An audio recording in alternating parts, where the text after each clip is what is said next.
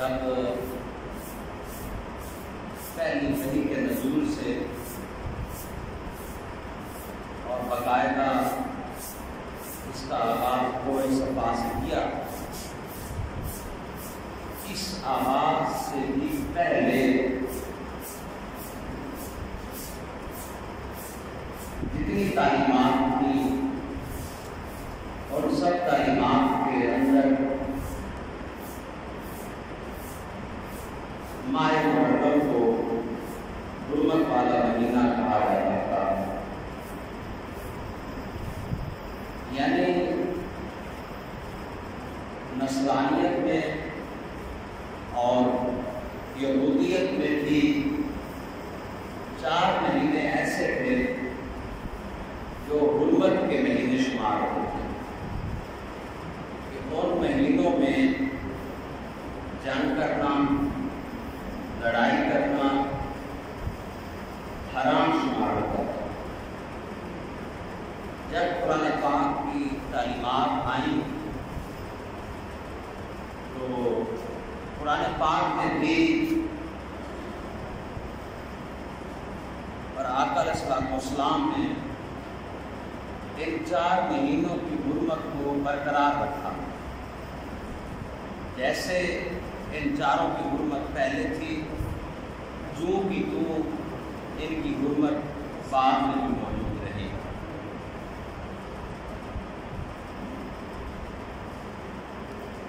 عالی جناب ان 4 حرمت والے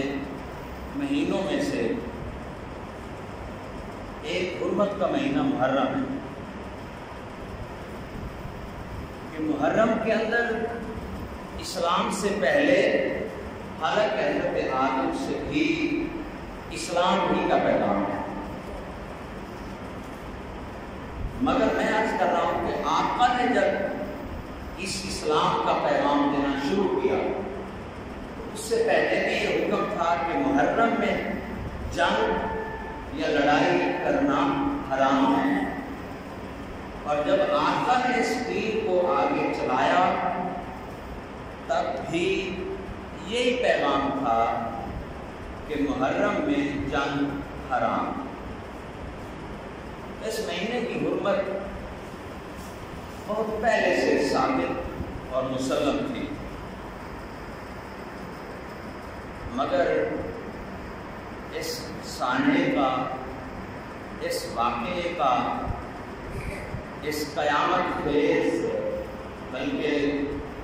قیامت کے لیے بھی ایک قیامت کا جو منظر ہے، اس کا محرم میں ہو جانا یہ ایک بہت بڑی آفت، بہت بڑا حادثہ یہ خود ہے۔ یہ واقعہ ہوا بھی محرم میں، آپ مجھ سے جواب ٹھیک لگے۔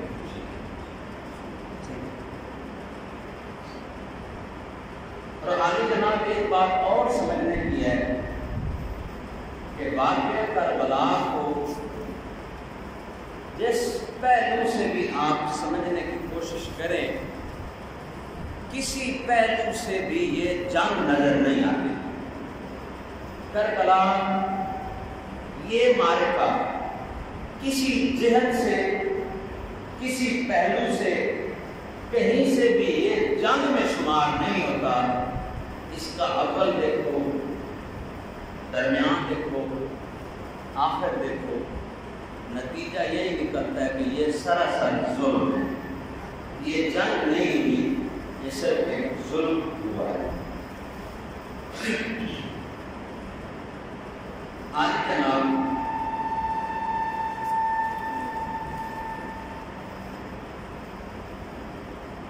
آپ اس تفصیل سے پہلے کہ یہ جنگ ہے، ظلم ہے، اس کا اول کیا ہے، اس کا آخر کیا ہے، یہ آپ سننے سے پہلے میں آپ کے سامنے آقا علیہ السلام کی 2 احادیث آپ کے سامنے رکھنا چاہتا ہوں، جس سے اولاً تو جیسے اس ماہ کا آغاز ہوا ہے اور اس ماہ کے آغاز پر جو ناسمجھ دوستوں کی طرف سے اعتراض انتقال ہونا شروع ہو جاتے ہیں، وہ سوشل میڈیا پر یا جہاں بیٹھے ہوں کانوں کان ریختیں شروع ہو جاتی ہیں، انگلیاں اٹھنا شروع ہو جاتی ہیں۔ تو میں آقا کی 2 احادیث اور آقا کے اصحاب تک حضور کا پہنچنے والا میسج، حضور کا پہنچنے والا پیغام وہ ہم آپ تک پہنچا دیتے ہیں۔ آپ کے لیے آسانی ہو جائے گی کہ ایسے انسانوں کا منہ آپ خود بند کر دیا کریں گے۔ پہلے حدیث پاک مسند امام احمد ابن حنبل، حضرت امام احمد ابن حنبل کی معروف کتاب المسند، جس میں صحیح سند کے ساتھ حضور کی احادیث فرامین کا مجموعہ اکٹھا کیا گیا، تو مسانید میں سے ایک سند حدیث امام احمد بن حنبل نے بھی اکٹھی فرمائی ہے۔ اس میں حدیث پاک کا نمبر ہے 648، حدیث پاک کا نمبر 648 ہے۔ اس میں حضرت عبداللہ بن نخعی فرماتے ہیں کہ میں مولا کائنات جناب سرور المومنین، سردار المومنین، امام المتقین جناب شہنشاہ حیدر الکرار، آپ حضور کے ساتھ میں صفین کے معرکے کی طرف رواں دماغ کے ساتھ تھا۔ فرماتے ہیں جب ہم صفین کے مقام کی طرف جا رہے تھے مولا شیر خدا کے ساتھ، تو راستے میں جب مقام نینوا آیا تو نینوا کے مقام سے پڑھتے ہوئے ہم نے فرات کو پایا، دریائے فرات کو ہم نے پایا۔ تو اس کے کنارے پہ جا کے مولا علی پاک نے مجھے ٹھہر جانے کا حکم دیا۔ علاقہ خطہ ہے نینوا کا اور پلیس مقام ہے فرات، اس کا کنارہ دریائے فرات کا۔ فرماتے مولا نے مجھے ٹھہرایا اور خود مولا غمگین ہو گئے اور مولا کی آنکھوں سے آنسوؤں کا چشمہ جاری ہو گیا۔ حضرت عبداللہ عرض کرتے ہیں کہ میں نے عرض کی کہ میرے آقا، میرے سردار یا علی، آپ کس لیے آنسو بہا رہے ہیں؟ بالخصوص اس مقام پر آپ کو کچھ یاد آیا ہے؟ تو جناب امیر المومنین، امام المتقین، امیر کائنات، امیر دو جہاں جناب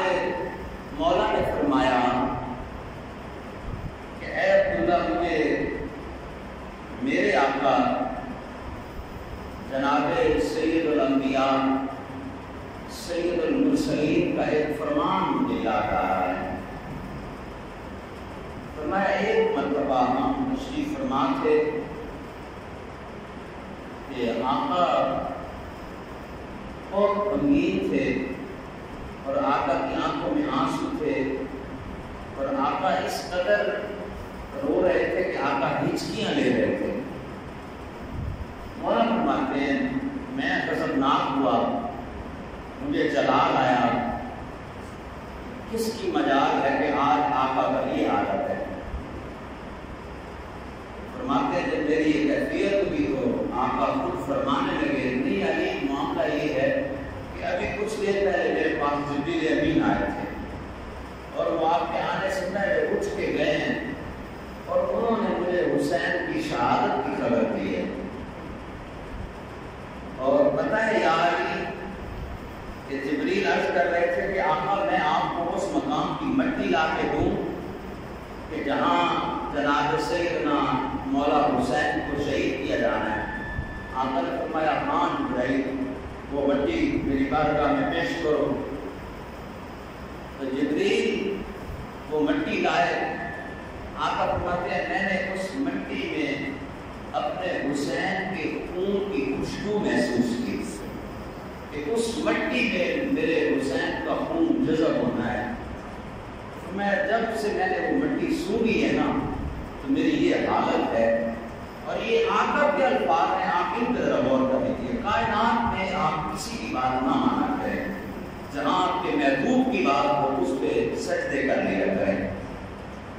آقا فرمایا کہ میرا دل اب میرے قابو میں نہیں ہے۔ آقا کے الفاظ آپ دیکھیں، فرمایا میرا دل مجھ محمد کے قابو میں نہیں ہے، میں اس لیے زار و قطار ہو رہا ہوں کہ مجھے جناب حسین کی شہادت اور ان کی مٹی کی خوشبو مجھے دی گئی ہے۔ یہ تھی پہلی روایت کہ مولا فرماتے ہیں کہ پھر آقا نے نشاندہی فرمائی کہ اے علی پتہ ہے وہ مٹی کہاں سے اٹھا کے لائے؟ تو آقا نے اسی مقام کا نام دیا ہے نینوا۔ کربلا کا جو خطہ ہے یہ اپنے صوبائی خط و خال میں نینوا کا علاقہ شمار ہوتا تھا۔ تو آقا نے مجھے یہ علاقہ بتایا اور فراق کا کنارہ، یہ آقا کے الفاظ مبارک میرے عذر خان میں موجود ہے کہ آقا نے فراق کا کنارہ ہی مجھے بتایا تھا۔ اس لیے میں اس مقام پر اپنے شہزادے کے لیے غم کا اظہار پہلے سے میں بھی کر رہا ہوں۔ اب ذرا دوسری روایت مان اور بڑی توجہ کے ساتھ اور اس دعا کے ساتھ کہ اللہ کرے یہ دوسری روایت کو ضرور ساتوں سمندر پار بھی پہنچ جائے اور ساتوں سمندر کے اس پار بھی ہر ایک کے کانوں پر کاش یہ روایت پہنچ جائے۔ عالی جناب یہ کتاب مسلک امام احمد بن حنبل، اور یہ حدیث تو اتنی سند کے ساتھ ہے نا کہ ہر دور میں اسے علماء کا طبقہ، صوفیاء کا طبقہ، ہزاروں کی تعداد سے لوگوں نے اس روایت کو سنایا ہے، آگے پہنچایا ہے اور عرف عام ہے، ہر شخص تک یہ روایت پہنچی۔ اور ایسی روایت جو اپنے بیان ہونے میں کثرت رکھتی ہو وہ حدیث متواترہ کراتی ہے کہ جس کا انکار کفر ہوتا ہے۔ عالی جناب یہ روایت ہے مولا علی پاک کے اور خود آقا پاک کے مشترکہ کزن دونوں ہستیوں کے چچا زاد بھائی جناب حضرت عبداللہ ابن عباس، حضرت عباس ذکر سرکار کے چچا لگتے ہیں، پتلے مولا علی کے وہ چچا ہے۔ اب یہ ہستی حضرت عبداللہ فرماتے ہیں، حدیث نمبر ہے 2165 مسند امام احمد بن حنبل۔ حضرت عبداللہ فرماتے ہیں کہ ایک دوپہر کو، رات کا وقت بھی نہیں ہے، ایک دوپہر کو عین سورج نکلے میری آنکھیں بند ہوئی، میں عالم خواب میں چلا گیا۔ ایک دوپہر ہے، جناب عبداللہ ابن عباس رسول پاک کے چچا زاد بھائی حضرت عبداللہ ابن عباس فرماتے ہیں دوپہر کا وقت ہے، سورج نکلا ہوا ہے، دن کے وقت مجھے نیند آنے لگ گئی، تو اسی نیند کی کیفیت میں مجھ پر خواب کی کیفیت شروع ہوئی۔ حضرت عبداللہ ابن عباس فرماتے ہیں کہ میں نے خواب میں دیکھا کہ حضور سرور دو عالم میرے پاس تشریف لائے ہیں۔ آپ تھوڑا سا بول دیں کیوں کو خواب آ رہا ہے؟ حضرت عبداللہ ابن عباس کو صحابی رسول بھی ہیں، ہاشمی بھی ہیں، نسب اور خاندان کے اعتبار سے وہ اہل بیت میں ہیں، اہل بیت نسبی اور ہے، اہل بیت اقرب اور ہے، تو ہاشمی خون کی وجہ سے تو وہ بھی اہل بیت ہے۔ حضرت عبداللہ ابن عباس فرماتے ہیں چٹے دن مجھے خواب پہ آتا ہے، سورج چڑھے مجھے خواب آ رہا ہے کہ آقا تشریف لائے ہیں، جس حال میں آپ کا دل چاہے اگلے جملے اسی حالت میں برداشت کر لینا، وہ برداشت کرنا آپ پر ہے۔ حضرت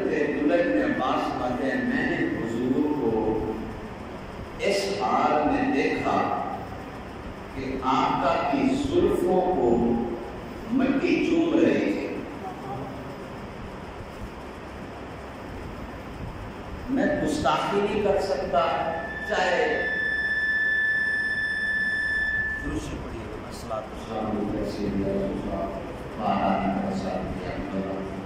میں گستاخی نہیں کر سکتا کہ میں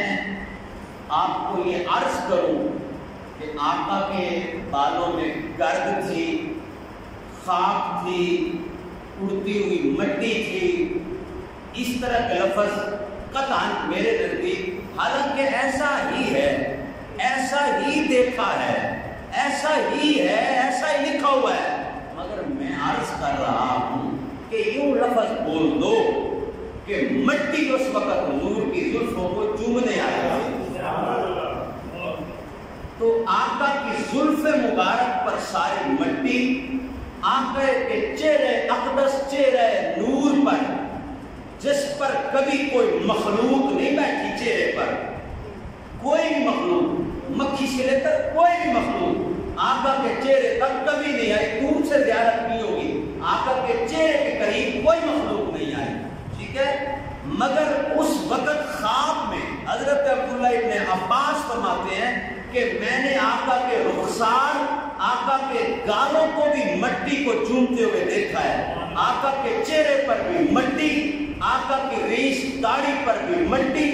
آقا کے زلفوں پر بھی مٹی، لیکن یہ میں بول رہا ہوں ظالم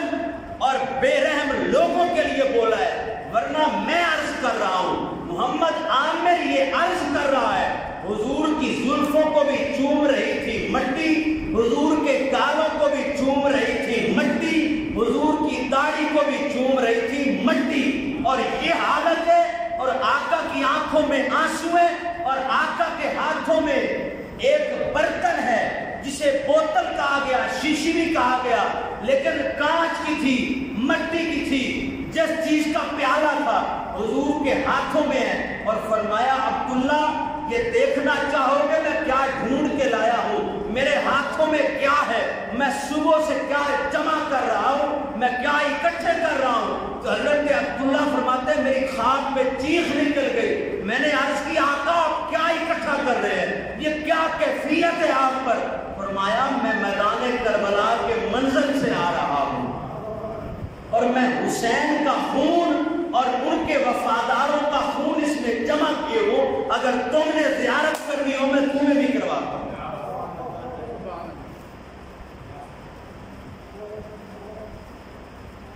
حضرت عبداللہ ابن عباس آپ فرماتے ہیں کہ میں نے یہ حالت دیکھی، فرماتے ہیں میں نے یہ حالت حضرت ابن عمار سے عرض کی، میں نے کہا اے ابن عمار مجھے اس طرح ایک خواب سا ہے، کہتے جب انہوں نے سنا تو وہ رونے لگ گئے اور تڑپ گئے، کہتے آج تک کسی کو حضور کو اس حالت میں دیدار نہیں ہوا، چونکہ آپ آقا کے چچا زاد ہیں، آپ سے بڑھ کر ہمارے لیے محترم کوئی نہیں ہے، اور یہ بھی ہمیں سرکار کا فرمان پتہ ہے اور امت بھی جانتی ہے کہ بخاری و مسلم کی متفق علیہ حدیث ہے کہ آقا نے فرمایا کہ شیطان میری صورت اختیار نہیں کر سکتا، جس شخص نے مجھے دیکھا اس نے حقیقت میں مجھے ہی دیکھا، یعنی عالم خواب میں جس نے مجھے دیکھا حقیقت میں مجھے ہی دیکھا، تو فرمایا حضور آپ کو حضور کے چچا زاد ہیں، اگر آپ کی زبان مقدس پر امت نے اعتبار نہیں کرنا تو اور کس کی زبان میں اعتبار کرے، تو آپ نے جو دیکھا ہے یہی کیفیت ہے، مگر یہ ہے کہ میں آج کا دن نوٹ کر لیتا ہوں، میں آج کی تاریخ کو اپنے ہاں یاداشت میں لیتا ہوں، اور پھر ابو عمار فرماتے ہیں، حضرت ابن عمار فرماتے ہیں کہ ہم نے جو دن نوٹ کیا تھا جب یہ قافلہ شام سے ہوتا ہوا پھر مدینے اتنے دنوں کے بعد پہنچا، اور جو خبر ہمیں امام زین العابدین نے دی تھی، جون سا دن بتایا، حضرت ابن عباس تھاڑے مار کے رونے لگے کہ آپ 10 محرم کی بات کر رہے ہو نا، اسی 10 محرم کو تو میں نے حضور کو اس حال میں دیکھا ہے۔ اب بات کی تصدیق ہوئی، حضرت ابن عمار کہتے ہیں میں نے دن نوٹ کیا تھا، جس دن آپ نے مجھے خواب سنایا وہ دن 10 محرم کا تھا، آپ کہتے ہیں مجھے دوپہر کے وقت خواب آ رہا ہے، اور جو تاریخ جو دن مولا نے شہادت کی جناب امام زین العابدین فرما رہے ہیں، اور میں بالکل وہی دن ہے جس میں حضور کی زلفوں کو مٹی چوم رہی ہے، حضور کے چہرے کی مٹی چوم رہی ہے، حضور کی داڑھی کو مٹی چوم رہی ہے، یہ وہی دن 10 محرم۔ آگے جناب اس سے پہلے کہ میں ابھی بھی اپنے موضوع پر آؤں، ابھی تو میں نے وہ بات کی جو یہ ماہ شروع ہونے پہ باتیں ہونے لگ جاتی ہیں، ابھی موضوع تو یہ پورے ماہ کا ہے، اس میں تو میں نے ابھی آنا ہے۔ آج کا میں عرض کروں، آپ نے کیا سماعت کیا ہے، آپ نے کیا سنا ہے کہ یہی کہتے ہیں نا، رو رہے ہو پھر چیخیں بھی مار رہے ہو پھر دھاڑے بھی ہیں، پھر اگر غم سے بھی ڈال ہو تو پتہ نہیں سر پہ ہاتھ رکھ کے اسے بیٹھ جاتے ہو، اور دل تمہارے کرتے ہیں کہ سر میں تھوڑی سی مٹی بھی ڈال لیں۔ چلیں اگر اعتراض کرنے بھی ہیں آپ نے، اور وہ بھی کس حال میں، این حالت غم میں اعتراض، این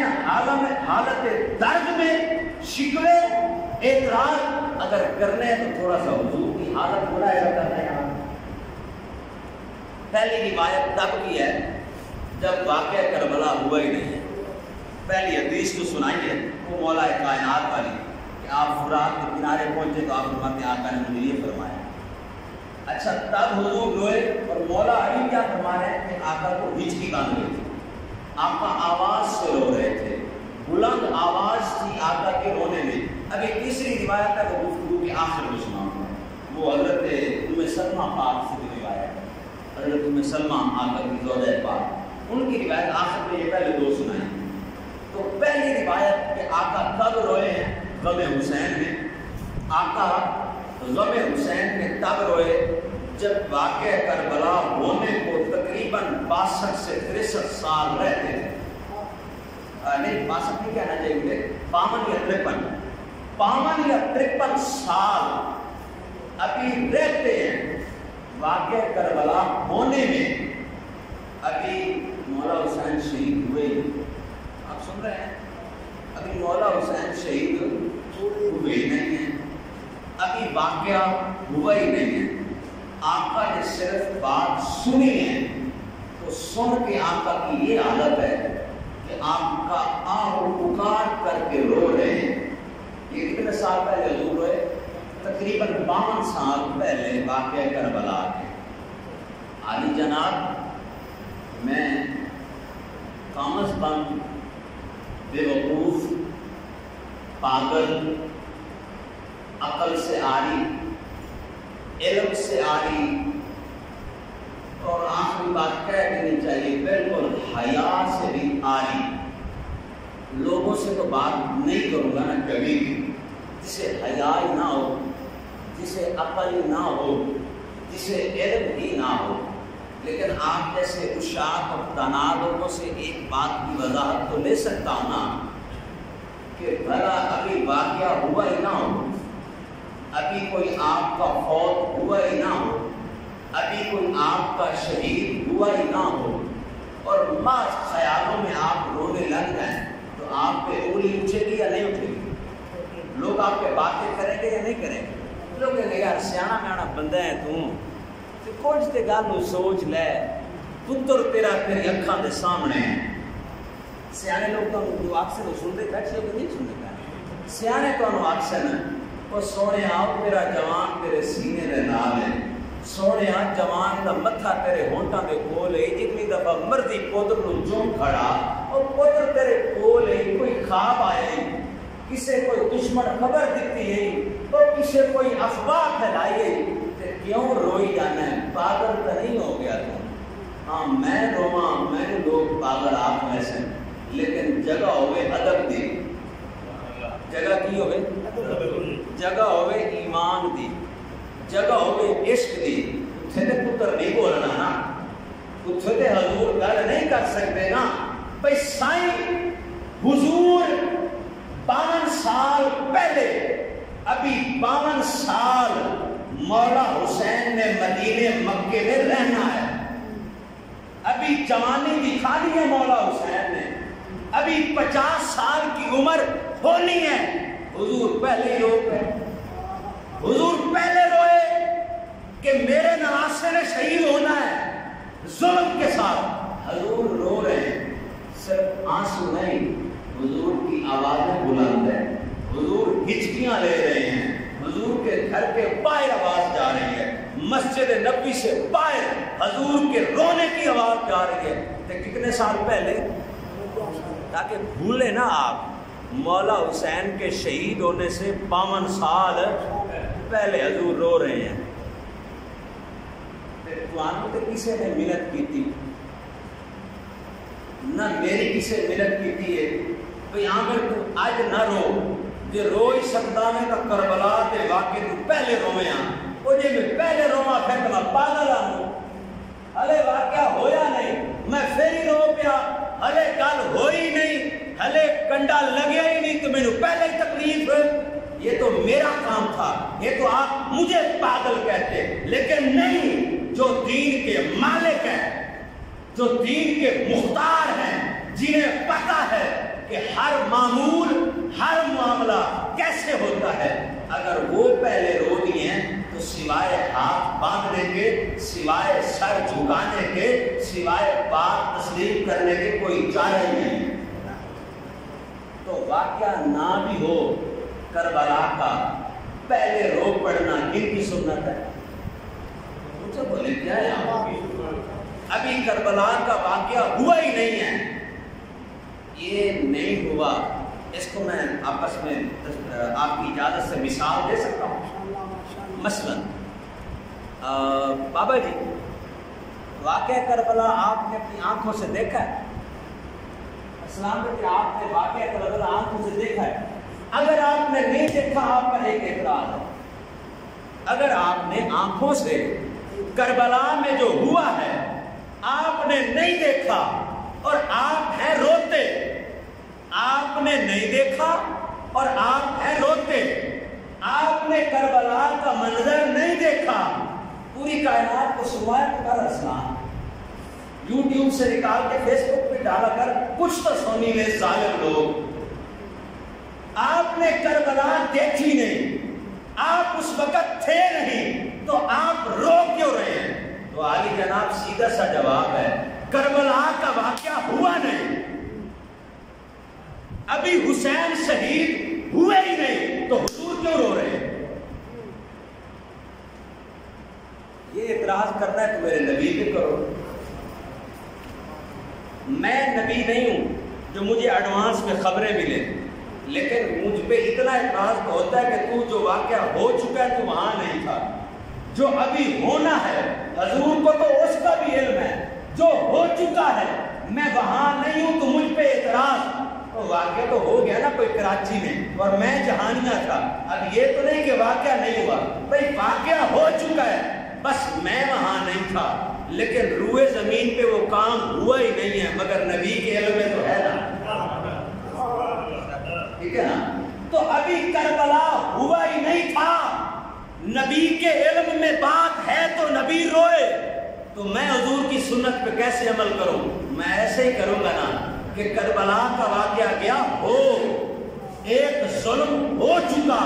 مولا حسین شہید ہو چکے، اور یار میں وہاں نہیں بھی کھڑا، وہ ہوا کربلا میں ہوں جہانیاں، یار میں نے سن جو لیا، میں نے سن جو لیا، اب تو حضور کی سنت ادا کر دوں، واقعہ نہیں بھی ہوا تو رو پڑوں، اگر آنکھوں سے نہیں دیکھا پھر بھی رو پڑوں، میں کربلا میں نہیں تھا میں پھر بھی رو پڑوں، میں اس واقعے کو آنکھوں سے دیکھا ہے نہیں، بس کانوں سے سن جو لیا ہے، بس میں رو پڑوں۔ سنت ادا ہو رہی ہے کہ نہیں ہو رہی ہے؟ اچھا اب آگے چلیں، یہ تو ہے کہ ابھی واقعہ ہوا ہی نہیں اور حضور رو رہے ہیں۔ دوسری بات کہ اب جس دن 10 محرم ہے وہ حضور حالت کی کون سی؟ حضور کی حالت جب واقعہ ہوا نہیں اور حضور رو پڑے ہیں، جس دن واقعہ ہوا ہے آپ کے نبی کل بھی زندہ، آپ کا نبی آج بھی زندہ، ہر دور میں زندہ، حضور صحابہ کے درمیان ہے تو یہ حیاتی ہے، حضور صحابہ کے درمیان ہے کیا ہے آقا کی حیات طیبہ، اور منظر کربلا کا ہے تو حضور پھر بھی حیات طیبہ، حضور تو موجود ہیں. آپ کہیں گے جناب آپ نے حضور کا رونا بتلا دیا مولا حسین کے غم میں، جب کربلا ہوئی نہیں تھی، جب اس دن کی بات بتا جس دن یہ واقعہ ہو رہا تھا، جب مولا حسین شہید ہو رہے تھے، اس دن کی بات کر کے حضور کہاں تھے؟ تو پھر آقا کے چچا زاد بھائی حضرت عبداللہ ابن عباس کی بات کا اعتبار کر کے حضور کہاں تھے؟ حضور روضے میں نہیں تھے، حضور 10 محرم کو مدینے میں نہیں تھے. مسند امام احمد ابن حنبل حدیث نمبر 2165 حضرت ابن عباس کہتے ہیں کہ ہاں حضور موجود تھے، مگر میں کس طرح دیکھ سکتا تھا؟ شریعت کا پاس ہے، شریعت کا خیال ہے، شریعت کا دھیان ہے، شریعت کا ڈر ہے، پھر حضور کو دیکھ سکتا ہوں تو خواب ہی میں دیکھ سکتا ہوں نا. تو کہتے ہیں دیکھا ہے میں نے خواب میں کہ حضور 10 محرم کو 61 ہجری کو حضور مدینے میں نہیں تھے، حضور اپنے روضے میں نہیں تھے. حضور کے چچا عباس کا پتر کہہ رہا ہے دوپہر کو میری آنکھیں بند ہوتی ہیں، میں خواب دیکھتا ہوں، میں دیکھتا ہوں کہ حضور کے زلفوں کو مٹی چوم رہی ہے. اب سبحان اللہ نہ کہنا، یہ ہے میرا ادب کہ میں باتیں پیار سے کر رہا ہوں، یہ باتیں تھاڑے مار کے رونے کی خبردار سبحان اللہ نہیں کہنا. یہ سبحان اللہ والا ثواب بعد میں کمانا، ابھی ایک ہی عبادت کر لو کہ مولا حسین کے غم میں گناہ ہوا. آقا کی زلفوں کو مٹی چوم رہی ہے اور یہ قیامت ہے. حضور کی زلفیں اور آقا کا چہرہ جسے نوری ادب سے دیکھتے ہیں، یہ نور کا جلوہ ہے. اور گرد و غبار کا یہاں کیا کام ہے؟ یہ اڑتی ہوئی مٹی کا کیا کام ہے؟ حضرت عبداللہ فرما رہے ہیں حضور کی زلفوں کو مٹی چوم رہی، حضور کے گالوں کو مٹی چوم رہی، حضور کی داڑھی کو مٹی چوم رہی ہے. کہتے ہیں میں یہ حالت دیکھ کے میری خواب میں چیخیں نکل رہی ہیں کہ آقا یہ آپ کا ہویا کیا، یہ حالت کیوں ہے آپ کی؟ تو آقا فرما رہے ہیں میں کربلا میں میرے وفاداروں کا اور اپنے نواسوں کا خون اکٹھا کر رہا تھا، اور پھر وہ وہاں پر جو خاک تھی، جو گرد تھی، جو اڑ رہی تھی، گھوڑوں کا دوڑنا، ان کے پاؤں کے سموں سے مٹی کا اڑنا، یہ ساری گرد ہے جو مجھے چومنے آئی ہے، جو میری زیارت کرنے آئی ہے. میری زلفوں کو مٹی چوم رہی، میرے چہروں کو مٹی چوم رہی، میرے چہرے کو، میری داڑھی کے ریش آئے مبارکہ کو وہی مٹی، یہ کربلا کی مٹی ہے جو مجھے چوم رہی ہے. امام بخاری امام مسلم سے پوچھتے ہیں آقا کی جب جھوٹی زیارت تو ہو نہیں سکتی، آقا کی جو بھی زیارت ہوتی ہے وہ سچی زیارت ہی ہوتی ہے. اسلام پانے میں وہ سچی زیارت ہی ہوتی ہے نا، تو اس میں آقا جو کچھ فرما رہے ہوتے ہیں وہ آقا ہی کا کلام ہوتا ہے نا، وہ آقا ہی کا فرمان ہوتا ہے نا. تو جب آقا کی زیارت ہونا یہ سچ ہے تو جو کچھ آقا فرما رہے ہیں وہ بھی تو سچ ہے. تو جب آقا فرما رہے ہیں میں کربلا سے آ رہا ہوں تو امت کیوں نہیں مانے گی کہ 10 محرم کو حضور روضے میں نہیں تھے، حضور مدینے میں نہیں تھے، حضور کربلا میں تھے. اور آقا جہاں مولا حسین کا لاشا تھا میرے آقا بھی موجود تھے، جہاں علی اکبر کا لاشا تھا حضور وہاں موجود تھے، جہاں گھوڑوں کا دوڑنا تھا، جہاں وہ ان کے پاؤں سے اڑتی خاک تھی، وہ ابر تھا، آلود تھی جو دوسروں پہ تھی، لیکن آقا پر آتی ہوگی تو اللہ اسے پاک کرتا ہوگا، صاف کرتا ہوگا. عشق کا تقاضا یہی ہے، اللہ اس گرد کو ستھرا کرتا ہوگا. مگر پھر بھی وہ آتی تو تھی نا، آقا کی زلفوں کو چومتی تو تھی نا. عالی جناب اب ذرا پیار سے بتا دیجیے کہ 10 محرم کو آقا کا یہ منظر ہے تو امت کا کیا منظر ہونا چاہیے؟ آقا کی سنت کیسے ادا ہو؟ اور میں بڑی محبت سے عرض کرنے لگا ہوں، اس میرے جملے کو ارسلان اگر کاٹ دے گا تو بھی ٹھیک ہے، ایڈٹ کرتے ہوئے نہیں بھی کاٹے گا پھر بھی ٹھیک ہے. یہی والی روایت یہی والی روایت میری والدہ ماجدہ کی برسی پر ہمارے گھر کے سامنے بیٹھک کے عین سامنے، آپ یہاں سے گزر کے آئے ہوں گے، کیکر کے درخت کے نیچے، شیشم کے درخت کے نیچے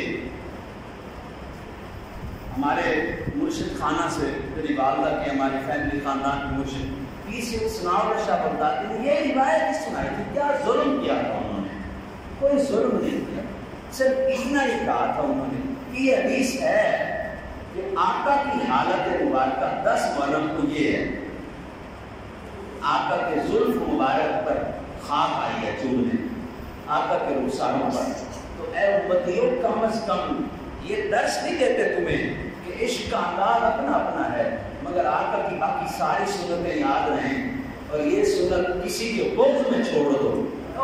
مسلک کا بغض، یہ سنت چھوڑ دو اور الٹا تنقید کرو، الٹا برا بھلا چلے، کوئی بات نہیں. بدلتے دور کے ساتھ سنتوں پہ عمل کا انداز بدل جاتا ہے. آپ انداز چینج کر لیں، بے شک آپ چینج کر لیں، بند کمرے میں بیٹھ کے اپنے سر پہ ہاتھ رکھ کے بیٹھ جائیں، جیسے مرضی رو لیں، یہ آپ کا اپنا انداز ہے، مگر حضور کی سنت پہ انگلی نہ اٹھائیں. یہ آپ کو جرأت نہیں ہونی چاہیے، کسی انسان کو بھی یہ جرأت نہ ہو کہ حضور کی سنت پہ طنز کرے، کلمہ بھی پڑھے اور کہے اے دیکھو کی کری جاندہ ہے، صرف مٹی پائی جاندہ ہے. وہ پتر اے نہیں پائی جاندہ، تو علم دے لیڑے نہیں لگا تے وہ گل دا پتہ کوئی نہیں. یہ تیرے آقا کی سنت ہے، یہ تیرے آقا کا انداز عشق حسین ہے، یہ محبت حسین ہے، یہ مودت حسین ہے، یہ غم حسین ہے، یہ درد حسین ہے. اس پہ طنز نہ کیا کر. ہاں تیرا انداز غلط ہو سکتا ہے، یہ تیرا انداز غلط ہو سکتا ہے، تو اپنا انداز جیسا مرضی کر، حضور کے انداز پہ انگلی نہ.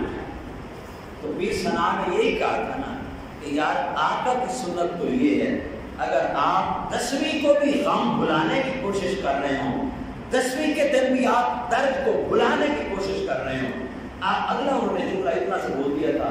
کہ آپ 7 کو چلا جایا کریں قبرستان، 8 کو چلے جایا کریں، 9 کو، این 10 کو جو جاتے ہو، اور علماء بھی کہتے ہیں بس 10 کو ہی جاؤ. تو یار اگر صرف اپنوں کو ہی یاد کر کے آ جاتے ہو تو ایسا تو نہ کیا کرو نا. یہ کن کے یاد کرنے کا دن ہے، اور وہ بات بھی پکڑی گئی اور اس بات کا بھی میٹھا میٹھا تماشا بنایا گیا کہ شاید پیر صاحب فتویٰ لگا کے ہیں بھائی 10 محرم کو قبرستان جانا آرام ہے، اور اللہ کے بندے حضور نے یہ نہیں کہا تھا. اور میں نے ٹھیک ہے اگر پہلے 9 دن نہیں ٹائم ملا، پہلے پورے 9 دن بیٹھے نہیں قبرستان، اگر 9 دن نہیں ٹائم ملا، جانا ہی 10ویں کو ہی ہے،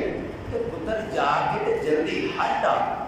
انہاں پاکاں دے صدقے اپنے بخشوا کے ہٹ، تے پھر صبح تو لگ کے شام تائیں اے مولا دے درد وچ بیٹھ، مولا دے غم وچ بیٹھ، مولا دے عشق وچ آنسو بہا، انہاں دے درد وچ پتر ہے اپنے آپ بس کر دے، تیرے کو وہ سنبھال لیں گے، تو اپنے دل میں بس ان کا درد سنبھال. دوسری پڑھنے سے دوسری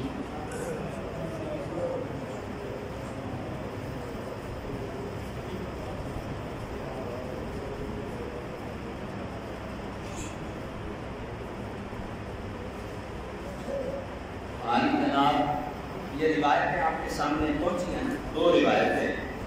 ایک کہ آقا کتنے سال پہلے رو پڑے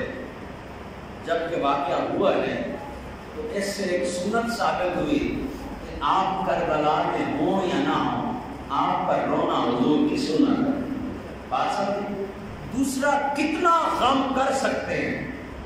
کربلا کا کتنا غم آپ کر سکتے ہیں، کتنا جائز ہے، کتنی اجازت ہے، وہ بھی آپ نے دیکھ لیا. یار کم از کم. اور دیکھیں آقا تو میرے نبی ہیں نا، آپ سب کے نبی ہیں، تو آپ کو پتہ ہے کہ ایک نبی کا صبر امتی کے صبر سے کتنا بلند ہوتا ہے. آپ کو پتہ ہے کہ نہیں پتہ؟ نبی کا صبر زیادہ ہے یا امتی کا صبر زیادہ ہے؟ اونچا اونچا پلیز خدا حافظ. آقا کا صبر زیادہ ہے نا، اور ہونا بھی چاہیے، وہ تو آقا ہے، اور صبر ان کے قدموں کا غلام ہے. صبر اگر ایک شکل میں ہو تو صبر کی کیا اوقات ہے میرے آقا کے آگے. صبر کو تو صبر کا نام دینے والے میرے حضور ہیں، برداشت کو برداشت بنانے والے میرے حضور ہیں، حوصلہ اور توکل کو توکل بنانے والے میرے حضور ہیں۔ حضور کی اداؤں کا نام ہی تو صبر ہے، حضور کی اداؤں کا نام ہی تو برداشت ہے، حضور کی اداؤں کا نام ہی تو توکل ہے۔ تو حضور سے بڑا تو کوئی صبر والا ہو نہیں سکتا۔ اتنے بڑے صبر والوں کی حالت دیکھیے 10 محرم کو، بات دل پہ لگی ہے کہ یاد نہیں لگی۔ اتنے بڑے صبر والے جناب مصطفیٰ مولا حسنین کے بابا کی یہ حالت ہے، تو امتی تو میں کہتا ہوں مر ہی جائے تو میں کہوں پھر بھی غم نہیں منایا اس نے۔ امتی مر جائے 10 محرم کو، امتی مر جائے 10 محرم کو، میں کہوں پتر علیہ کوئی نہیں منایا غم۔ تو آقا کو تو دیکھ، جو مالک کے صبر ہیں ان کی حالت چیک کرنا، تیرا کچھ بھی نہیں۔ تو ایک آنسو دے کے کہتا ہے بہت تو نہیں ہو گیا، تھوڑا سا سر پہ ہاتھ رکھ کے انہوں نے کہا یہ بہت ہی پتہ نہیں یہ نحوست کی حالت ہے، سر پہ ہاتھ رکھ رہا ہوں، ماریا ہی نہیں ہاتھ، سر پہ رکھے ہے، کہتے ہیں یہ پتہ نہیں پاگل ہو گئے، ہاتھ ہو گئی۔ تو حضور کی حالت نہیں ہے، تو نے آقا کے زلفوں پر مٹی مبارک کا چومنا نہیں دیکھا؟ اعتراض پہلے کرنے لگ گیا کہ یہ تھوڑا سا زیادہ کام ہو گیا، یہ تھوڑی سی حالت زیادہ ہو گئی، میں تھوڑے سے فتوے نہ لگا دوں، میں اس کو حرام نہ کہہ دوں۔ حرام بعد میں کہہ، پہلے علم حاصل کر، پہلے حضور کا طریقہ دیکھ لے، پھر جتنے مرضی فتوے لگانے لگاتے ہیں۔ عالی جناب